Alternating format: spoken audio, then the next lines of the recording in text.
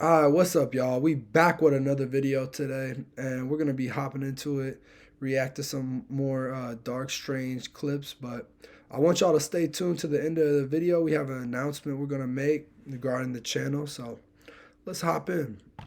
I'm back and taking you into one of the scariest locations I have been in for a long time. Just outside Liverpool city centre in Toxteth lays an old abandoned church that is notoriously haunted. Keep your eyes peeled. You can hear the pigeons on the roof.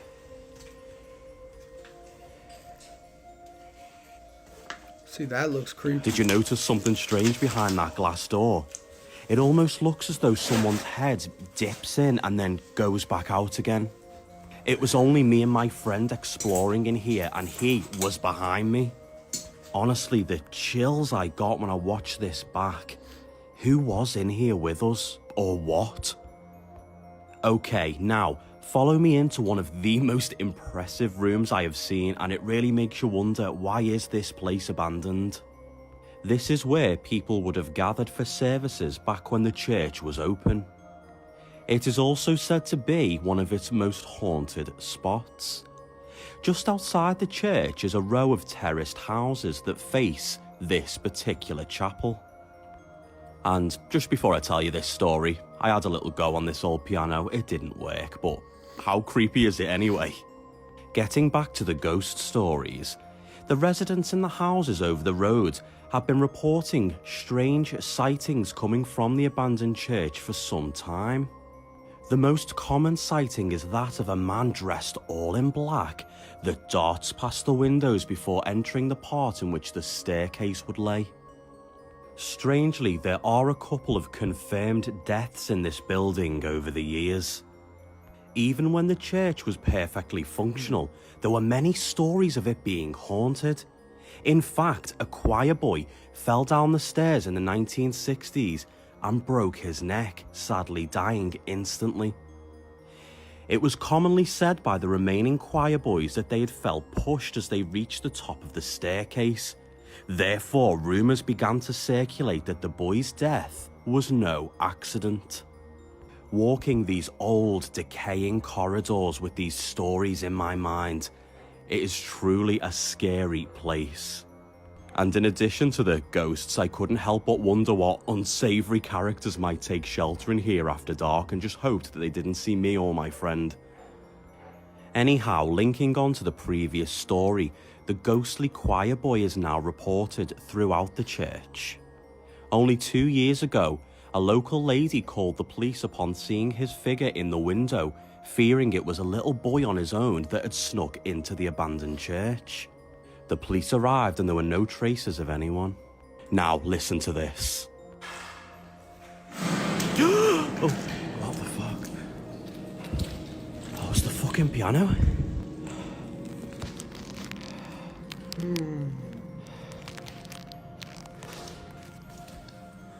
What the hell was that?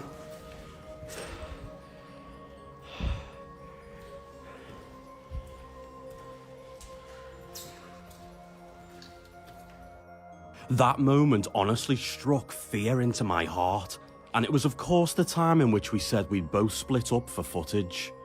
And this occurred just before we were about to enter our final location in the church, the basement.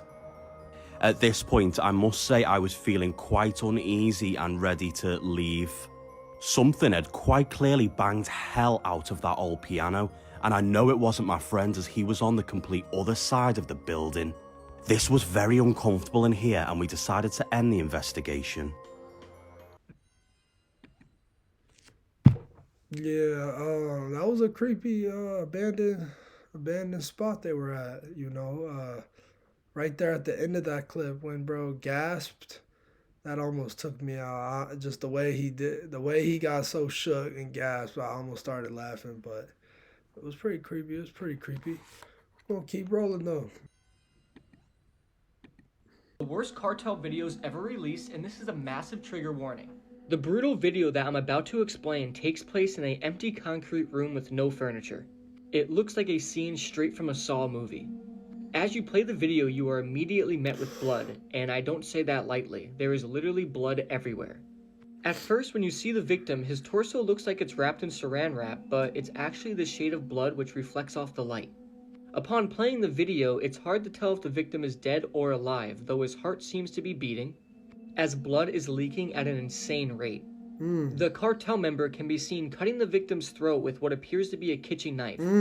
After quickly slashing the victim's throat, the cartel member then takes the knife and cuts around the victim's face. From the top of his hairline down to his chin, it appears he's attempting to flay the victim's face. After cutting around the victim's face, there is so much blood that the cartel member loses his grip as he is holding the victim's head up. This then results in the victim's head falling back on the concrete ground, and as this happens, blood sprays out, leaving a streak of blood on the wall. At this point, you see the victim is somehow still alive. You see him move and attempt to breathe. The cartel member then tries to lift the victim by the head, but he can't get a grip due to the insane amount of blood. The clip then jump cuts and it shows the victim lying on his side, and the cartel member cuts his neck from behind, attempting to behead him. It jump cuts once again, showing that the victim has now been decapitated and someone seems to kick the severed head across the room. The skin is flopping down due to the attempted flaying, and again the video jump cuts. This time showing the cartel member cutting vertically down the victim's chest and stomach, completely opening him up. You see the victim's intestines and layers of fat. It's honestly a very, very disturbing sight. The cartel member then decides to switch things up and he begins hacking away at the corpse's knees. At this point, the corpse is completely drained of blood, and it's hard to explain, but in certain videos when this happens, the flesh looks completely different. I don't know, it's just hard to explain. The video then concludes with the victim hacked into pieces, disfigured, and completely disemboweled. All I can say is thankfully the video had no sound and was dubbed by music, because I could only imagine the sounds that this video produced. The victim was almost dead at the start of the video, so who knows what took place before the camera was turned on. This video is absolutely awful and extremely bloody. Whatever you do, stay curious and never go searching for it. Oh, don't worry. I'm not going to go search for it. I was mad disturbing, mad disturbing. Luckily, there was no pictures or images because that was just a gruesome story, The cartels, they be on some real evil ways, they're serious about their killing, but it's like, man, you gotta have no soul to perform some of them acts and just keep, going throughout your days. And man, chopped them up. It was like you chopping them up like it's a toy or something, playing with people's bodies, man. Yeah, we're just gonna forget about that one and keep going, y'all. Shoot. Was in the military, and after we got married, we bought a house in a small town in North Carolina. Despite being considered a military town, it really was not a safe area to be in. One night we even heard gunshots down the street from us. But anyway, because of his job, he was gone for training operations often, and he also worked nights when he wasn't having to travel. This meant I was home alone most of the time. At the time of this story, I was in college full-time, so I was able to fill my days with lots of studying and homework to pass the time he wasn't home. One night when I was writing an essay, I was laying in bed with our dog Simba, and we both heard what sounded like rustling coming from above our heads. Simba started barking and growling, which is unusual for him. He's a pit bull mix, and despite people thinking they're scary dogs, he is a huge baby and had never acted like this before. I thought it was mice, so I texted my husband and he agreed. He told me he'd call pest control the following day so I wouldn't have to worry about laying bait and traps myself. 2 days later, pest control came and did what I thought was a thorough inspection of the house. There was some evidence of mice and roaches in the attic, so he laid some baits and also sealed some entry points in our home. However, over the next week, the rustling kept getting worse and worse, and was always at nighttime. And every time I would hear it, Simba would freak out, and at one point his hair was literally standing up on his back. This started to really freak me out, so when I called my husband after this happened, he assured me that it was the mice and they were just freaking Simba out. Later that night, just as I was about to fall asleep, I thought I heard footsteps from above. But since my dog didn't hear it, I thought I was just psyching myself out. Being home alone so often, I did have some anxiety, especially at nighttime, because I didn't feel safe without my husband home. The next day, I slept in pretty late and had woken up with a fever, so I wasn't feeling great. I got up to let Simba outside. The layout of the house was odd. You had to go into the garage to open the backyard door, and the entrance to the attic was right above it. As I was walking to the door, I felt like I was going to vomit. Not because I was sick, but because the door had a huge dirty handprint on it and a bunch of smudges from the inside. Someone had been in there. I assumed someone had broken in through the garage in the middle of the night, so I took a picture of the door and called the police. I texted my husband to tell him what was going on while I waited for the police, but unfortunately he couldn't respond until later due to work. The police came in just a few minutes since their station was right down the street. I showed them the handprints and how I couldn't understand how someone broke in because I would have heard the garage door opening. Then I realized that maybe the rustling I was hearing wasn't mice, and that the footstep I heard was actually a person. I told this to the police, and they immediately checked the attic. It turned out, some guy who lived with his family down the street from us was a meth addict, and he had been avoiding staying at his family's house. And so he had snuck into our garage when I was gone one day, and had been living up there for a little over a week. Nah. Somehow Pest Control had missed him because he was hiding behind a bunch of boxes. Nah. Apparently the inspector was not as thorough as I had hoped. Our Ring security system never even picked the guy up on camera entering our home, so he must have entered another way. Thankfully, we no longer live in that house or area, and despite this happening a few years ago, I still get scared being home alone at night for any amount of time. I'm just thankful nobody got hurt. Bro, imagine you have like a crackhead squatter up in your attic for a week and you don't know. That's ridiculous, man. That's ridiculous.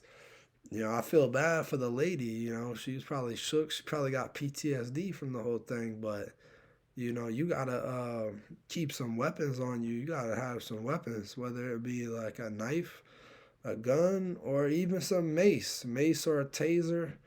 And also, the Ring doorbells. You know, the Ring doorbells, they're good, but you might want to get like a full camera security system, like cameras around the house, so you don't have no blind spots. I'll recommend, but let's keep going, y'all.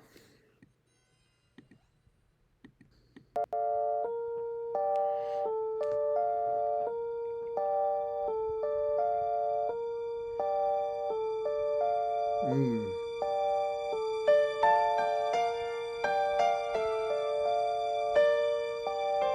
damn.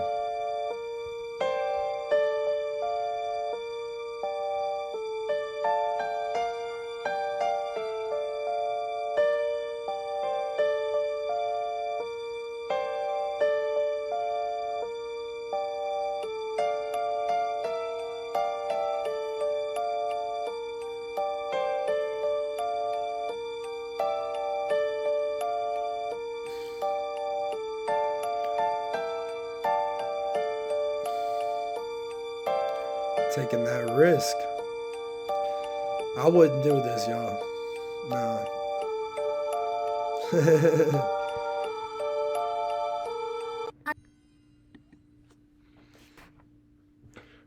I wouldn't recommend sneaking into a former mafia house and they said people were already shot going in.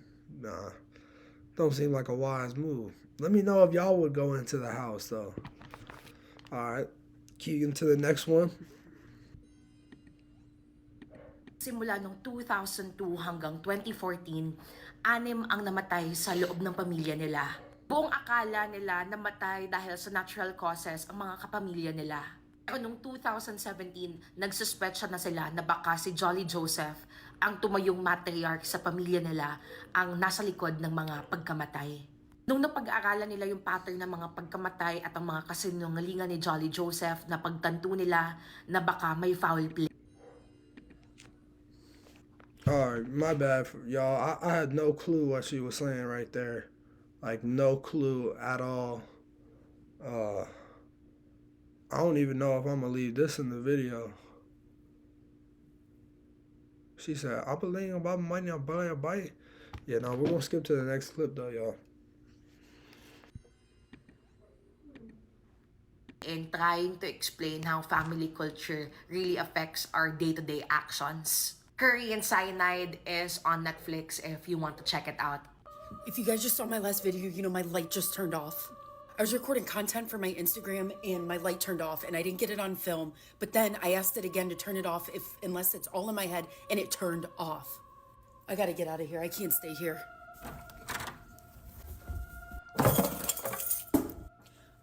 I knew that was a mistake interacting with it. I should have never done that. I don't know what's going on right now. Guys, I don't even have freaking shoes on. I just left my house. The PJ Masks you know were once evil villains, and you see superheroes on the show as redemption for the past. Hello, I'm Owlette, one of the PJ Masks. It all happened on a quiet night. Catboy, Gecko, and I put on our pajamas and were patrolling the city as usual. Suddenly, a strange object fell from the sky and landed in a park. We were surprised to find a small spaceship, and when we managed to open the hatch, a strange purple liquid inside suddenly entered our mouths. In an instant, our bodies undergo dramatic changes and we gain superpowers. But we are not superheroes, but evil villains. We began to hover over the city, everything was shrouded in terrifying roars, the city became ruined, and everyone was helpless against us. However, mad scientist Romeo infiltrates the ship to try to solve the problem. Eventually, he discovered our secret base and destroyed it, obtaining a sample of the purple liquid. When he returned to the laboratory and began to analyze the purple liquid, after some hard work, he found a way to deal with us. He poured them into a long tube and sprayed them wildly at us. We launched a ruthless counterattack, but at the last moment the spray spread everywhere. Sadly, Romeo is gone forever, but we're back to normal. When we come back to our senses, we see the ruin of the city and the suffering of the people, and what's worse is that the culprit is none other than ourselves. We held each other in grief and neither of our uniforms were worn or seen by anyone since. Years later, our superheroes are written to appear on screen to atone for our past. You are the Sorry, that last clip, I really didn't know the context of that. I've never seen that show. I wouldn't have watched no show like that. And like, it was just like, it was hard to take the voice serious. I'm gonna be real with y'all. Like, the whole thing was hard to take serious. But hey, we're gonna keep going. We're gonna keep rolling in the video. See what they got for us up next. all of you in prison for 25 years to life with absolutely no parole. I cannot wait till the day that this becomes an actual crime. Someone else just broke into the Illuminati headquarters, and this is what they found. What? And that's the owl statue. This is where they meet Holy fuck. once a year. Dude, I'm actually here. This is insane. That owl statue is where they sacrifice. No way. Bohemian Grove. I made it.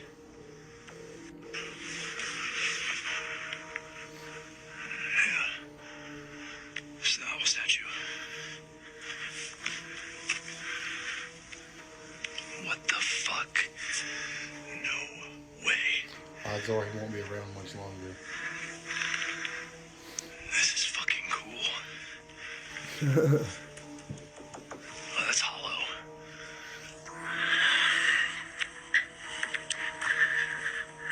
They need to fill this pond up.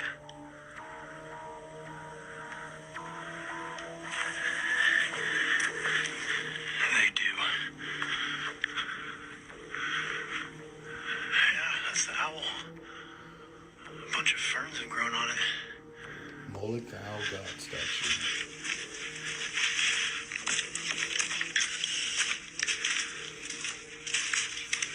This is where all the Illuminati members meet up every year.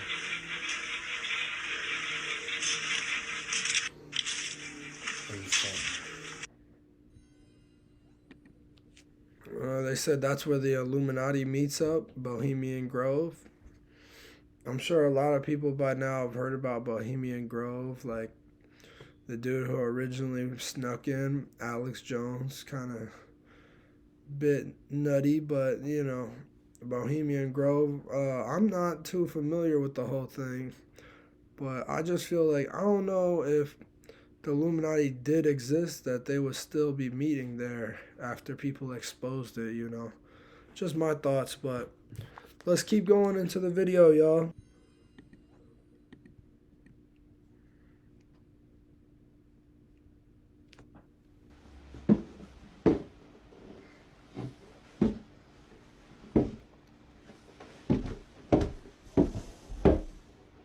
Fred? Oh, nah.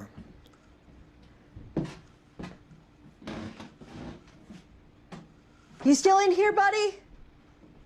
You all right?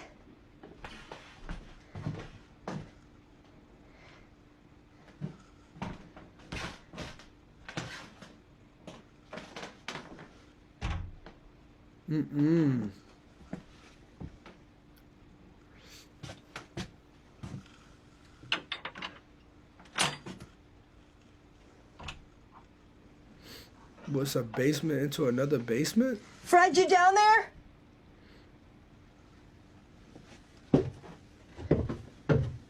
Fred!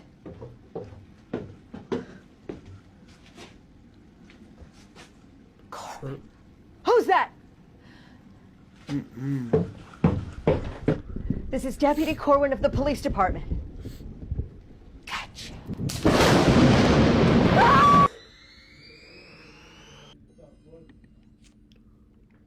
Yeah, that last one got me a little, you know what I'm saying? It said, Deputy, this is, I don't even know the name, but you see this thing standing at the end of the stairs? It's like Conjuring or something. Nah. We're gonna keep going though. This is a horrific story, and it does involve a child, so just a heads up. Hello, true crimers. This is the case of Jamie Rose Boland. Viewer discretion is strongly advised. Jamie Rose Boland was born on August 7th, 1995 in Edmond, Oklahoma. She was one of 4 kids. She had 2 sisters and a brother. At the time of this story, Jamie was a 5th grade student at Purcell Intermediate School. She enjoyed singing, she loved riding 4-wheelers, she loved sewing, and she loved watching movies. But unfortunately, her life would end at 10 years old. It was April 12th, 2006. Jamie got home from school that day, and then she wanted to take her bike out and ride around the neighborhood, something she did all the time. Jamie would never be seen alive again. She never came home. So a search would obviously begin, and on April 14th, this man here, Kevin Ray Underwood, well, he would help with the search, but for some reason he was giving bad vibes to the police officers. Something seemed suspicious about him. So police brought him in for questioning, and he basically admitted that, yeah, he saw Jamie that day. He told police in this interview how he fantasized about butchering people because his dad was a butcher. His online history was frightening. He was searching how to butcher people. He was searching about cannibalism. On one public blog, he posed the question, if you were a cannibal, what would you wear to dinner? He then answers his own question by saying, the skin of last night's main course. Police were able to obtain a warrant to search his apartment. When they told him they were doing that, he just said to them, go ahead and arrest me then. She is in there, and I chopped her up. He then said to police, I'm gonna burn in hell for what I did. When they get inside his apartment, they find a large bin, and they open it, and they find Jamie. Her body was completely mutilated. There were clear attempts to dismember this child. There was an attempt to decapitate her. They found skewers near where she was, and police believe that he was trying to use those in order to cannibalize her. He would then go on to admit what he did. He had planned to kidnap an older woman and a 5-year-old boy, but ended up taking her instead. When he brought her back to his apartment, he hit her, where he says he then tells her, I'm sorry, and she then begs for her life. He would end up asphyxiating her, and then he sexually assaulted her dead body. And it sounds like he did that more than once. He told police he wanted to cannibalize her, he wanted to eat her. He says he couldn't do it, but he just had those urges, and that's why he did this. He kept apologizing to police, and he kept basically saying how disgusted he was in himself and how he found himself gross for doing what he did. They discovered that the plan was to kidnap, sexually assault them, torture them, kill them, cut off their head, drain the body of blood, sexually assault the corpse, eat the corpse, and dispose of the organs and bones. That was his list. That was his plan. And this poor 10-year-old girl was the unfortunate random target. He did know her, she knew him, she trusted him. He managed to lure her inside of his apartment because she knew him and she thought he was a friendly guy because everyone in the entire apartment complex said he was friendly. So he used that to his advantage. So he was charged with first-degree murder and kidnapping, and in February of 2008, he was found guilty of all charges and sentenced to death. He was actually scheduled to be executed on December 7th, 2023. I'm filming this on December 3rd. But as of just a week or so ago, they halted his execution temporarily. He had tried to appeal because he was diagnosed with Asperger's syndrome after he was convicted, and so there is this attempt to stop the execution from happening. But honestly, for what he did to her, I hope it goes through. A person like that just doesn't deserve life. She did. She did. Nah, y'all, I think we're gonna end this one right there. But, you know, that was just some sicko stuff. They said everyone thought the dude was the nice guy. Turns out he's a butchering, cannibal killer. You know, man. I feel bad for that little girl. She ran into an absolute disgusting human being, man. Nah. That one's just chilling, man. People really like chop you up like this is the kitchen, you know, and you know, it's all good on their conscience. I'm not gonna say it's all good on their conscience because you see later the dude was trying to, you know, it was messing with, oh, I'm gonna burn in hell and all this, and telling the cops he was disgusted with himself, you know, this and that. But man, we've been going over some dark stuff lately, but the cartel one, that one, man, you know, but I got an announcement that we're making, right? And that's going to be the channel will now be reacting to all type of videos. We're going to expand the reactions from just, instead of just dark and strange TikToks, you know, compilations, we're going to start reacting to everything, you know. We're going to start doing some funny reactions. We're going to start reacting to games, movies. We're going to make it a true reaction channel in the true sense, you know. Do everything, you know. Instead of just these dark stories that got y'all scared and stuff. Sorry. A lot of the stuff, you know, it doesn't really bother me because, I don't know, it's hard to scare me, but we're going to start giving some variety to it, reacting to all types of things.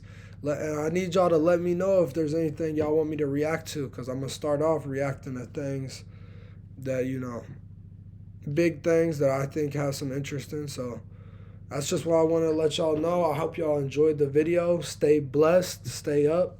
Let's all have a good 2024. Crush the year. And on that note, we're out.